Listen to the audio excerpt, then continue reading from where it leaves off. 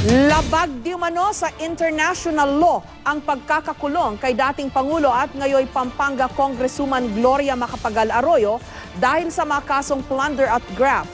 Yan daw ang opinyon ng United Nations Working Group on Arbitrary Detention. Ayon sa international human rights lawyer na si Amal Alamuddin Clooney na asawa ng American actor na si George Clooney. Pero ang gobyerno ng Pilipinas nanindigang may basihan at proseso ang kaso. May report si Bernadette Reyes. Labag sa international law at hindi base sa ebidensya ang pagkakakulong kay Pampanga Representative Gloria Arroyo.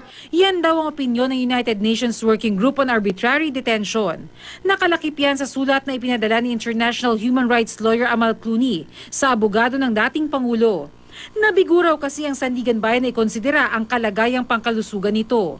Partikular na tinukoy ng UN Working Group on Arbitrary Detention ang pagpigil ng Department of Justice sa pagpapagamot ni Arroyo sa ibang bansa kahit pinayagan ng Korte Suprema noong November 2011, bukod pa sa pagkait na makapagpiyansa ito. Bilang miyembro ng international community, nararapat lamang na sundin at bigyang galang ng irespeto ng Philippine government yung resolution na yan. Pero ayon sa DOJ at Sandigan Bayan, may basihan ng kaso laban kay Arroyo. We have our own laws, we have our own rules of court na sinasabi nga doon na kapag the evidence of guilt is strong, then it's non-bailable. So if her detention is sanctioned by law, then how can there be arbitrary detention?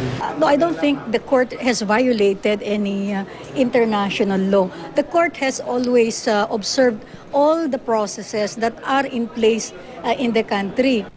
Ang Malacanang maghahanda raw ng sagot sa opinyon ng UN Working Group. Pag sinabi mong position of the UN is composed of 100 plus 81 countries yata yun, no? At ang pinaka-overall body nito, General Assembly. Ang iniiwasan lang natin dito, wag natin itong ituring as if General Assembly na yan o Security Council.